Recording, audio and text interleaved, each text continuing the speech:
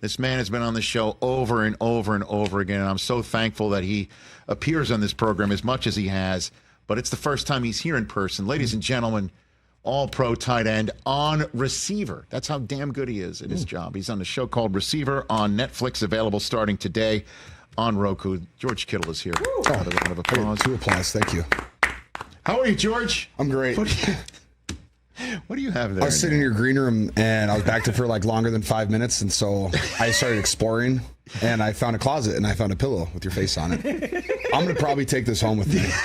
Yes. So you know that. Please do. Get it out of here. This is going to be... Now, how do you explain that to your wife? Oh, what do you mean? She's going to say it looks beautiful. It's going to right on my couch.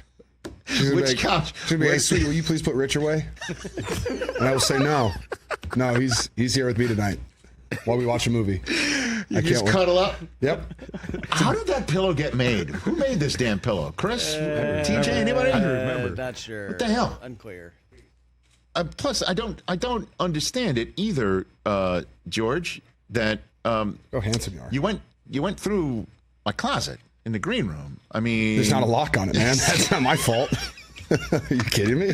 I got to lock my stuff up. Yeah, you act like I'm not going to explore. Oh my god! It's my first time here.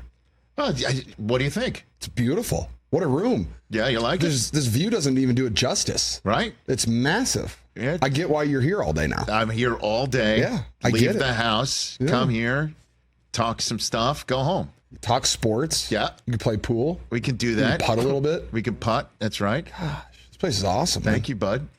Good for you, man. Look at you, bud. Good for you, though. No. Good for you, George Kittle. First of all, and I'm not just saying that because you're clutching a pillow with my face on it. Sure. But so when I heard they're doing receiver, Yeah. okay, and I'm thinking, but are you cracking your knuckles?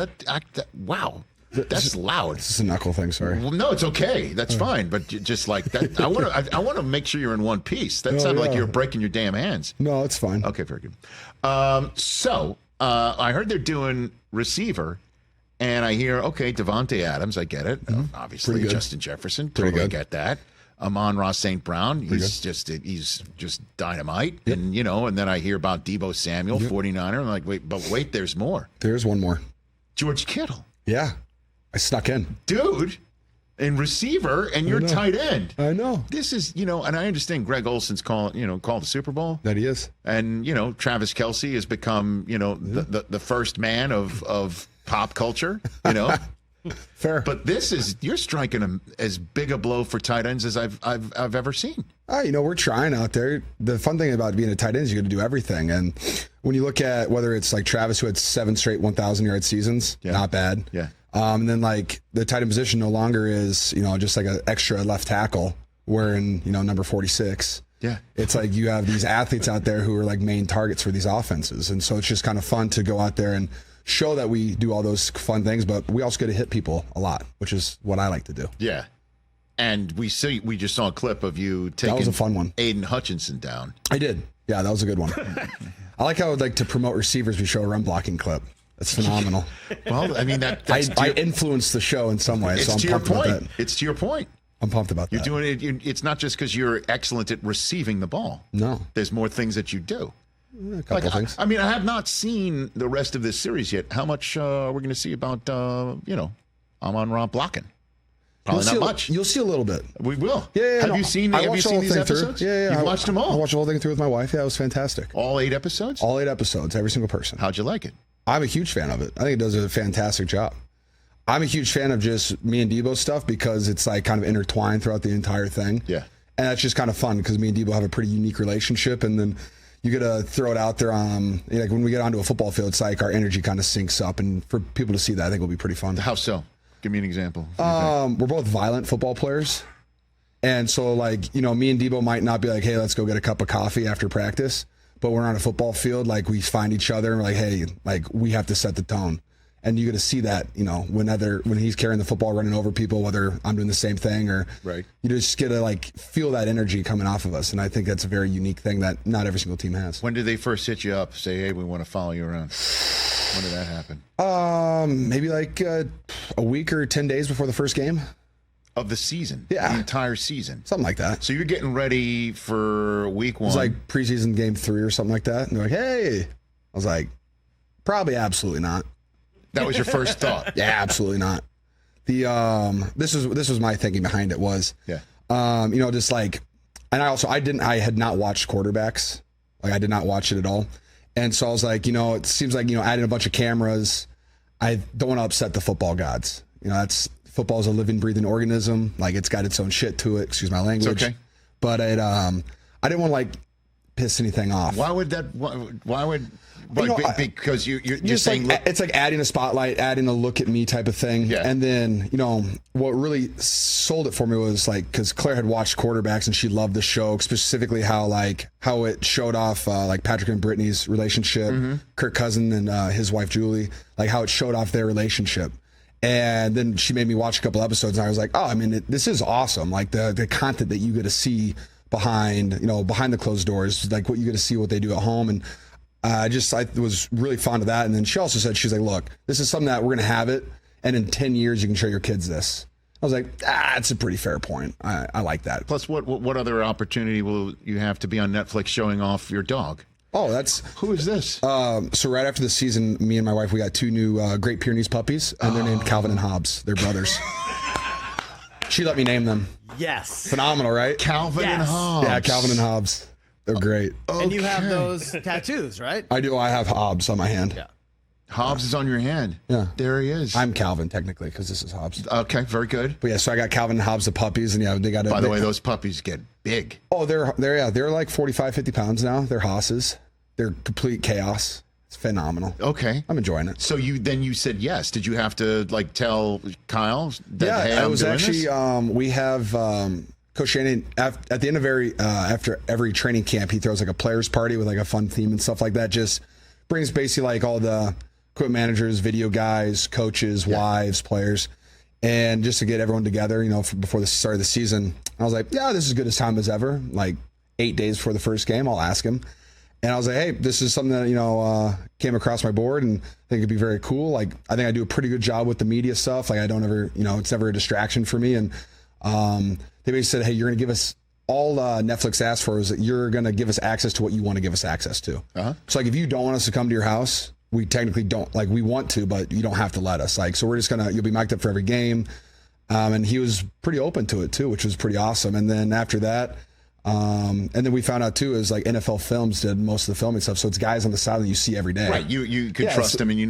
Well, so they're not gonna they're trying their best to like help you out and make you look as good as you can look. Had Debo already agreed? I don't know. I think he might have been like right after me. Because you want to be the first to coach. You don't want to be like, hey, now there's 2 of us. Yeah, now there's gonna be 2 camera crews. You don't want to be. Fair. You don't want coach to be like, I already told Debo, yeah, or then he's got to let Debo do it because you've done it. Maybe you're the trailblazer. Maybe. I just said it with a smile on my face. Hey, we're going to have a good time. I promise. Like, it's got to be fun. Well, I mean, you're out there and you've put yourself out there and you've handled yourself, perfectly. So I try my best. There's nothing that he's going to be sitting there going, uh-oh, I'm going to get a phone call. This is what George did. That's what I was like. It's like the worst thing that's going to happen is the worst thing could happen is like an injury or, hey, what happens if we stink this year? But I didn't think we were going to stink. We have a pretty solid roster that we have put together. Right. And I was feeling really good about myself, like body wise. I was like, well, you know what? Best thing I can do is just one step at a time, do the best I possibly can do and see what we can do for the season. And then it'll just be fun if we win a lot of football games to be able to document it. And I think, Coach Shanahan's like, yeah, I agree with you. It'll be kind of fun. And then from there it was first game of the season. Camera crew followed me around. I was like, you guys aren't as sneaky as you think you are, though. They're not that hard to know. So like, hey, you're going to be behind the scenes. But I will say what was funny was I have like once a month or like once every month I have like tight ends over for dinner, just like, bring the guys together for a night. And I think this was December, maybe like early January. And I hadn't talked about the Netflix show all year. And like the only people that actually knew about it were like Ross Dwelly, Charlie Warner, 2 of my vet tight ends. And that's it? Well, like pretty much, yeah. I didn't really tell anybody. Because they're not in practice? It was supposed to be like kind of a surprise because they didn't want anyone to know about it. Okay. And they didn't like want to get spilled to the media that we were shooting a receivers thing. And so at like this dinner, I was like, yeah, there should be some fun content that everyone's going to be in. And they're like, there was a camera crew following around the entire season? I'm like, yeah, it was behind the bench with a camera directly, like this far away from me with a camera on me. I was like, you guys didn't notice that? And they're like, had absolutely no idea. Good for you guys. How did you just go 16 weeks without seeing a camera crew follow me around? It was absolutely outrageous. But you'd probably like hearing that too, because that means you're not. I did you're a good not, job of hiding it. You did a good job of hiding it, and plus, you're not being intrusive on your teammates. That's pretty cool. But that was another thing I called, because right before I said yes to it, I called up Nick Mullins, backup for Kirk Cousins up in Minnesota when he was there, and I said, hey, like, how did it go for you guys? Like, did Kirk like it? Was this something that I'm going to enjoy? And he was like, I honestly didn't even know that they were there until week 8. He goes, I didn't notice them one time, and Kirk never mentioned it. Never seemed like a distraction. I was like, well, I trust Nick Mullins. He's my guy. So I was like, yeah, if it's good enough for Nick, it's good enough for me. There you go. Did Claire like it? Claire loved it. She had a great time. She dominates it. Happy wife, happy life. That works. The coolest thing about this show, for me personally, was like, I get to go back and see all these fun moments that I had, but like, I get to see, like, when I score a touchdown, it goes up to like the suite where my whole family is celebrating, and like those are moments that I missed because I'm on a football field playing. Of course. And so to be able to see those moments of like my family high-fiving, hugging, laughing, crying, like that's a cool moment for me.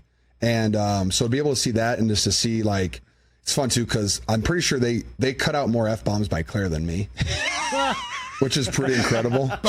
She's a fiery spirit, I'll tell you that much. She's fire.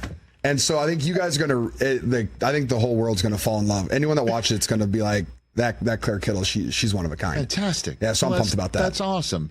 But I do think there's probably a way to determine how many F-bombs were edited out. Can we get on that? Like a Kittle F-bomb scoreboard. That's got to exist. We'll find it, and I'll text it to you. Because there's no doubt, and again, I'll just so you understand, I will always touch the third rail before my guests in case it's possible.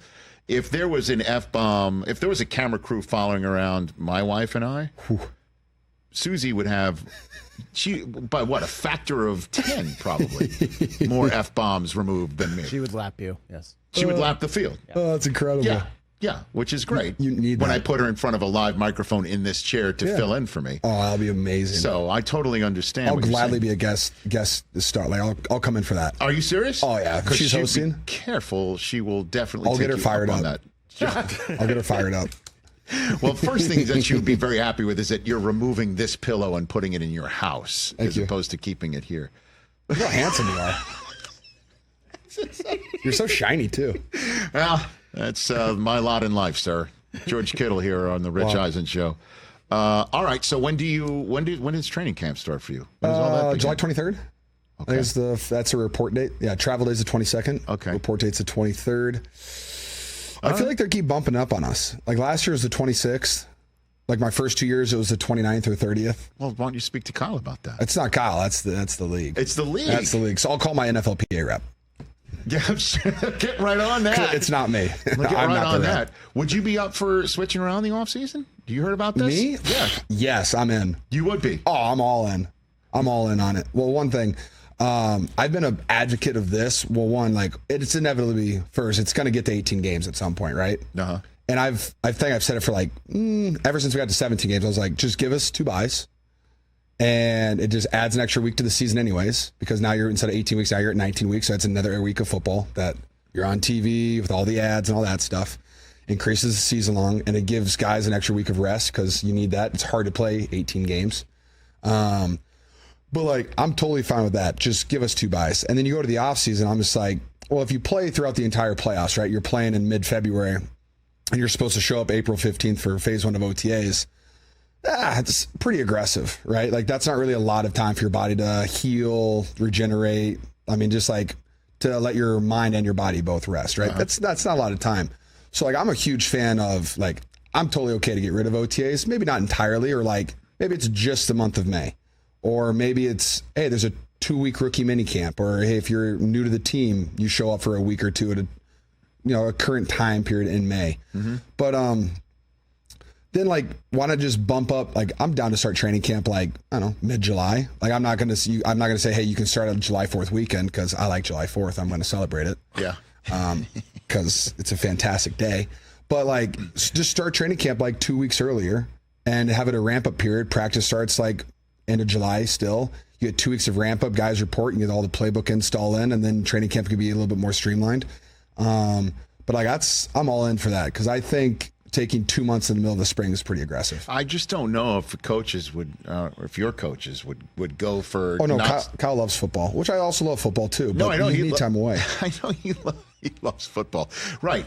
Just for them though to not see you until May, I think would get some coaches and front offices a little antsy. That's fair, and I think you're like in you, they may not have to worry about. There may be some other players that they'd want to get a look-see on, or have them in, or get them in the playbook, or on the field.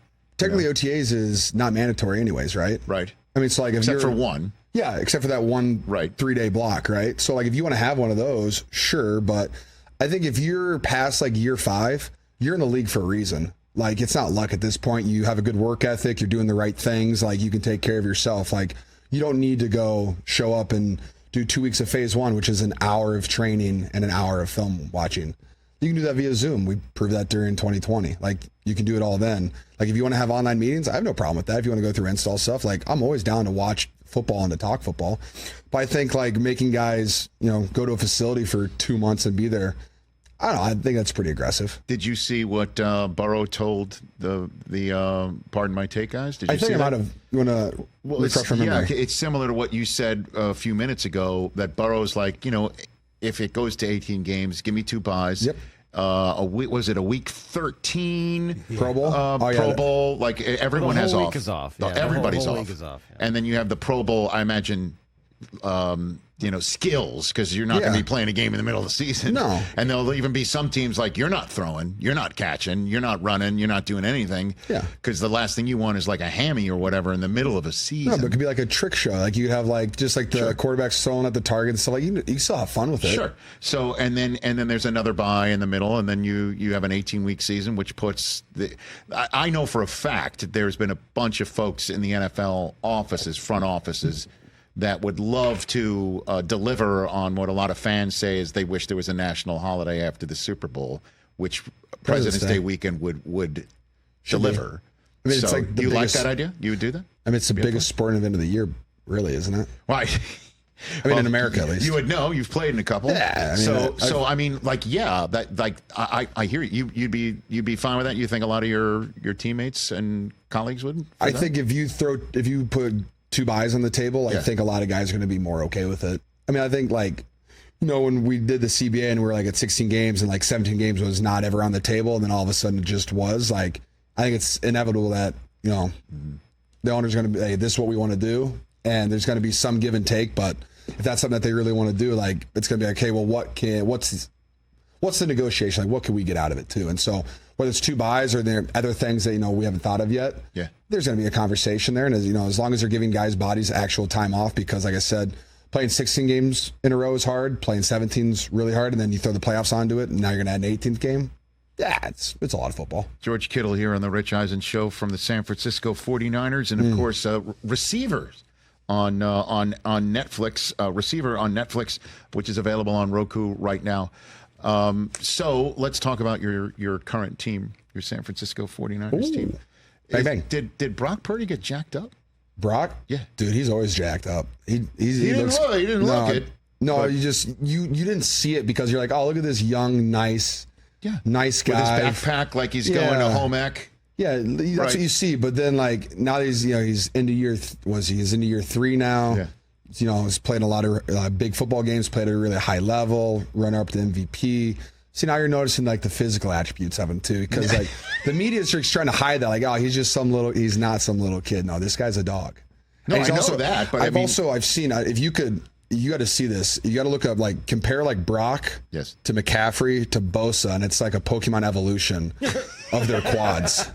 Like Brock has huge quads, Christian has huge quads, and Bosa has Bosa quads. And like you can just line them up. It's like Brock's going to eventually turn into Bosa. That's how I picture it. That's how you picture it? Yeah. All right. Because nobody thinks that about his physique, right? I mean, like he's... if you follow 49ers Twitter, people know about Purdy's quads. That's why I'm asking you about, like, but he just looks like he's put on some I think some muscle and some LBs. We got into the league at 23, and he's 25, 26 now. I think it just kind of happens, like... Right. But when you get to 25 to 30, I think you just grow into your body finally. All right. He's definitely not like a 19-year-old college kid anymore. No, definitely is not. Definitely not. Oh, there it is. Wow, there it is. Look at those quads. Ooh, damn. Yeah, I know. Thank you. Sheesh. Wow. Dude's a monster. No, hold on a minute. Like, so if he was wearing shorts on Super Sunday this past February, that's what they look like? Those aren't new? No, he's had that since he was a rookie. You guys just don't see it because the media tells you he's just this little kid wearing what is JCPenney's backpack. That's what everyone says that he is. You just got to see it for yourself, Rich. Well, he's an assassin, though. He is. I know. He's a monster. That I know. I know, man. For sure. I love him. So, like, give me a good story about him that where maybe the first time you're like, all right, I see this, I got it, I understand it, or was it this past year or anything like that? With him. You know what? It started with like the older I've gotten, Joe Staley made it pretty clear to me. He goes, it's harder like the longer you play specifically on one team because like after a while, like all your friends leave or they retire, they get traded, or like whatever happens. Like most of the guys, like your best friends on the team are on different teams.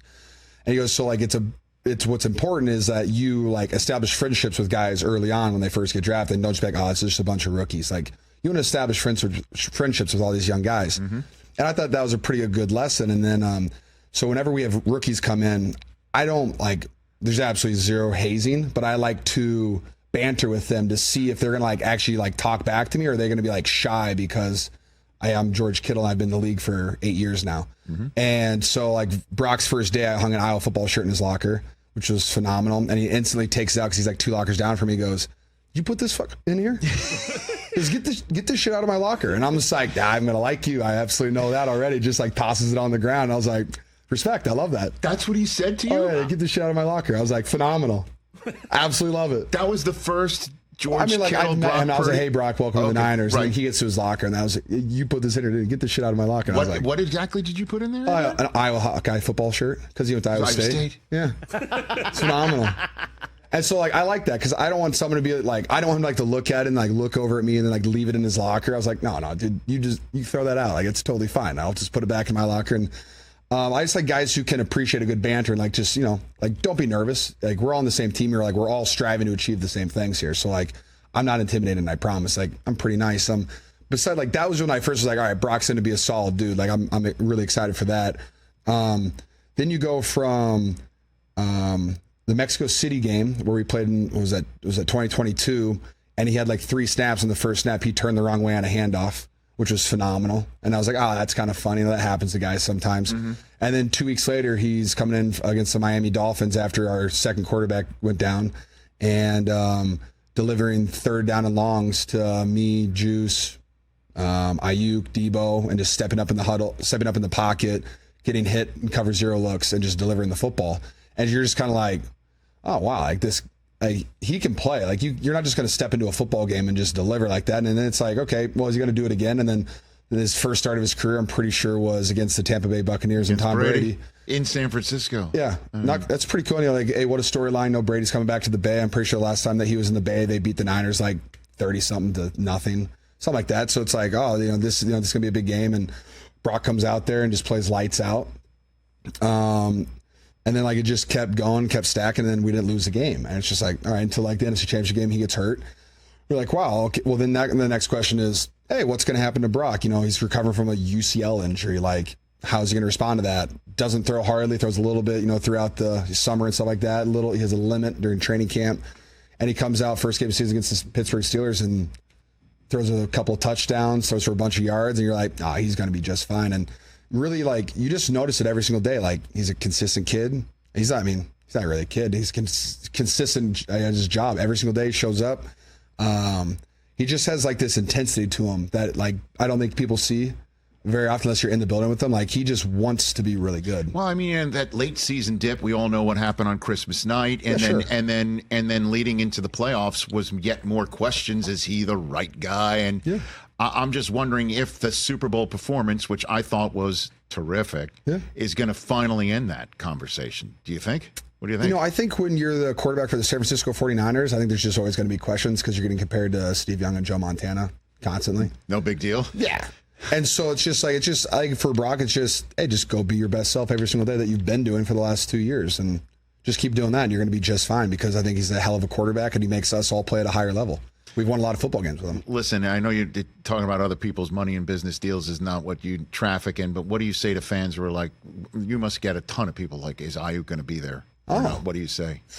Well, I would say, I think if you look at, my career being a 49er and where like most of the contracts have gone, like I didn't get signed till like the second week of training camp. Debo was pretty late. Bosa was late too. Bosa was the first week of the season. I was like, that's just how business is done out there. And like, I'm not in the meetings. Like I have no idea. Right. I actually go out of my way to not talk to anybody going through contract negotiations. So when people ask me questions, I'm like, I have absolutely no idea. But like, I'm not concerned about it. Aiyuk's a phenomenal football player who's a big part of our offense. And he's like one of the most complete receivers that like I've ever played with. So I'm going to assume that Aiyuk's going to be on our team by the time the season starts. All right. So what happens now? So you just you're here in LA. There's the receivers out. Receivers out. And then what are you doing between now and training camp? What do you just go for home? the next 2 weeks? Yeah. What are you doing? Just By the way, train. I like that you looked at your watch for 2 weeks. Yeah, you like that? Well, it does have the date on it. Okay, good. It does. It's a calculator. Do you need me to add anything for you? I'm good. Yeah, thank you. I can call the Avengers on this too. Fantastic. Let's see. No, I'll just be in Nashville training. Okay. Yeah, I got my barn down there, my football field. Just getting ready. Yeah, just dialing it in. You don't have to give me any names. Have any tight ends in the NFL called Travis Kelce for Taylor Swift tickets? Oh, Has anybody in the NFL, do you know, come on, that has reached out to Kelce to say, I'm gonna go there with you? Has anybody done that? Have you done that? Well, so last week I was in Rhode Island for Christian McCaffrey and Olivia Copo's wedding. Oh, the by the way, McCaffreys. Mazel tov to the Phenomenal. McCaffreys. Yes. So much fun. Who drank more beers, you or Greg Olson? Me. Olsen looked like No. So like to Olsen's defense, I don't think he was really even drinking that much. That's just Olsen's hair. Like, because like that's like immediately after the wedding. Like there were not a lot of not that many drinks had been served. Wow. And so like that's his default look. Yeah, Greg's just having a great time. But like at that point, we're probably out there for like 45 minutes to an hour on a dance floor. Like this is just maybe a couple of drinks at dinner, but like nothing much. Yeah. And he was just in a full sweat dancing because he was just having such a great time at Christian's wedding. Yeah. I was like, dude, Greg, what a guy. He knows only one speed. He knows only one speed, and that's just excellence. Yes. But so we're out in Rhode Island for the wedding. Yeah. And like right next to the place that we stayed was Taylor Swift's house, like her house in Rhode Island. Uh-huh. And I texted Travis. I was like, hey, I need to use the restroom. Do you mind? Will Taylor leave a key anywhere?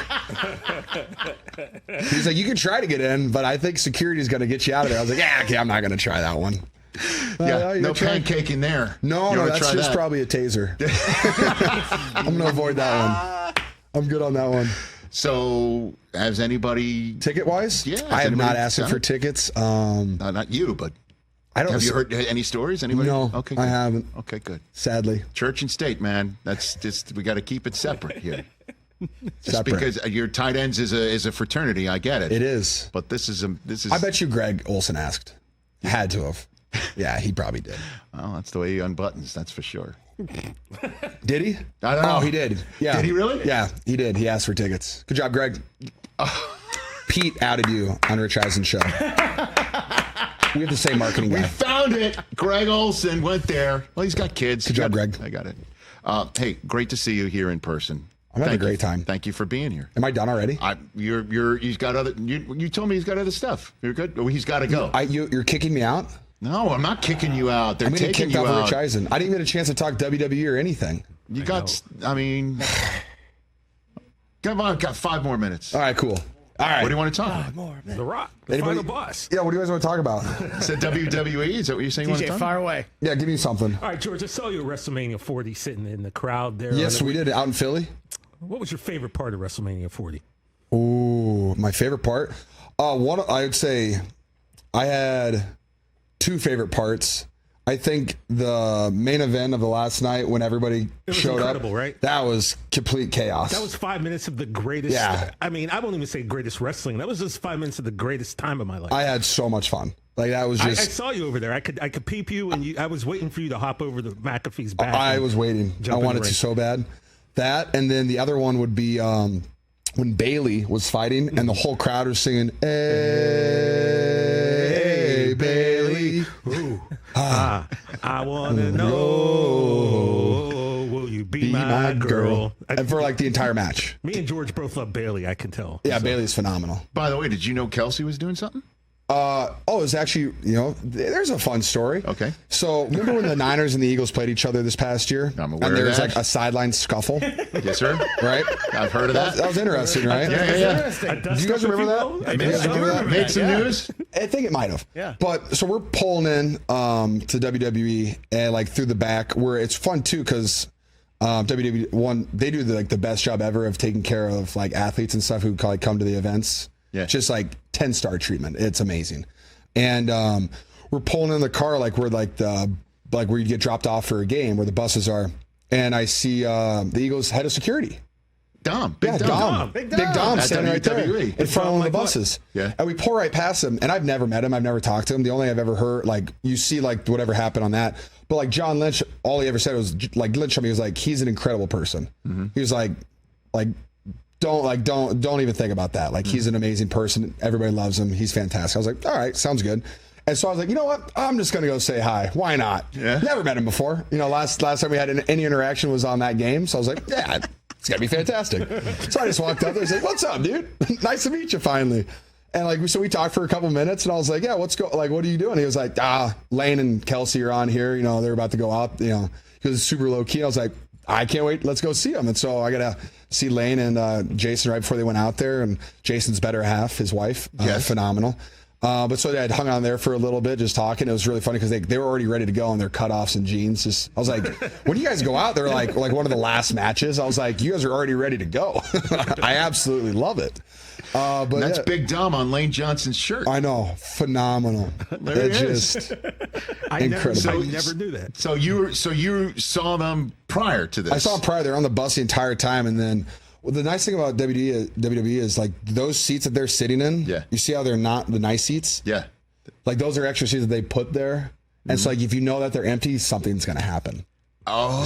Spoiler alert. So I'm always looking for that. See, I always just okay. I'll just give Rich, my go only to WrestleMania. My only. I'll do it. You gotta Next go. year, Vegas. Is that right? Oh. Yeah. Okay. Also, can we just the Super Bowl should just be in Vegas every year. Listen to me. Listen to me. I have no problem with that. I mean, like just from everything I heard on the outside, like the way it was, like I heard it was ran incredibly well. Like if besides, like I would like to stay like in a little bit closer area, like hotel area. Well, they were took lake. you out of the town. Yeah, we were way out there. Well, I mean, because the last thing you want is somebody breaking curfew. That's fair. Not like But you I would think, do I that. think there's enough security to hire that you could probably prevent that. You never know, man. You never know. Some people are very inventive. Besides that, Yeah. I think like it's Vegas. Like it's built for Unreal. it. It was spectacular. Yeah, it's built for it it. was unbelievable. It was awesome. The draft was great there too. Draft was great in Nashville also. I can't wait to Gotta go bring back it there. back there. And Nashville wouldn't be a bad Super Bowl town too. Once they have their new stadium, it will be there. Exactly. I know. So all right. Wait, before I leave, can you just pull up a picture? I've had this theory, and I just want to know if I'm completely off on this. Can you pull up a photo of the Titans' new stadium that they're building? Okay. Is Let's that see if we possible can by do anybody? that. I think we can whip that up. You have a theory about this stadium. I think it reminds me of It reminds me of something, and I just want to know if I'm way off on this. Okay. It reminds me of a We're Whole searching. Foods. Of a Whole Foods. Like, just look at it and tell me it doesn't kind of look like a Whole Foods. Okay. Yeah, that one. You got the one with Tennessee on the top. Wow. Chris? All Kind of right. looks like a nice Whole Foods, doesn't it? So I can see you get to go there for your football and produce needs. Yeah. That's what you're saying. I bet you it's a hell of a time. They're gonna have live music everywhere. It's You get gonna a be, it's gonna Lombardi? be phenomenal. And like that's not a diss at all. Like when I first saw, it, I was like, yeah, it kind of looks like a Whole Not Foods. bad. Yeah. You can get your kiwi and Ooh, Quinoa. kiwi. quinoa. That's a Whole Foods word. Yeah, Well kiwi was done. the first thing that went to your brain. I don't know. Kiwi. Dude, I talk too much. You do, but you're good at it, and that's what's nice. God bless you. And it's authentic. Thank you. It's not Just fake at like the all. pillow. Are you really taking that home? Only if you sign it. I will sign it. Hold on, let me do that right now. Yes, I will sign it. that makes me really happy. All right, here we go. Claire's gonna be like, It's what right are you across your doing? forehead. I'm not going to across my forehead. No. No. Like the white- No. Just is that your way of saying that's the biggest piece of real estate? Ding. That's tough. To George. Well, you have more hair than he does. That's true. George and Claire. And Claire, because this That's what they all is a say. family, right? Yeah, And Claire. CLAIRE. IRE, right? with an E. Okay. My guy. All right. How many WrestleManias have you been to, Rich? 0. My wife's been to 2, so hustle up. All right. We're going next year. This year will be insane. Unreal. George, John Cena retired. He's saying next John year's Cena going to be last his one last next year. He's got to win at least. He's got to break the record, right? I mean, He has to. I'm a Flair fan, but I feel like they're probably going to give It's him one more Cena. run. Let him gotta do give it. to him one more time. Yeah. Here you go. You can read out the inscription if you want. To George and Claire, proof that I'm soft and cuddly. Oh. Rich Eisen. There it is. You can hold it up right there to your camera. There it is. Proof that I'm soft and cuddly. Hey, Calvin and Hobbes can't use that, all right? You know what? They're just in that stage sure they where will. they're kind of jumping on anything. They're going to love this pillow. I'll send you the video later. Receiver premiered on Netflix on this very day. You can catch it on this platform as well, Roku. George Kittle right here on The Rich Eisen Show. You're the best, man. Thanks for coming. Thanks, guys. George Kittle. Catch The Rich Eisen Show every single day on the Roku channel, 12 to 3 Eastern, for free.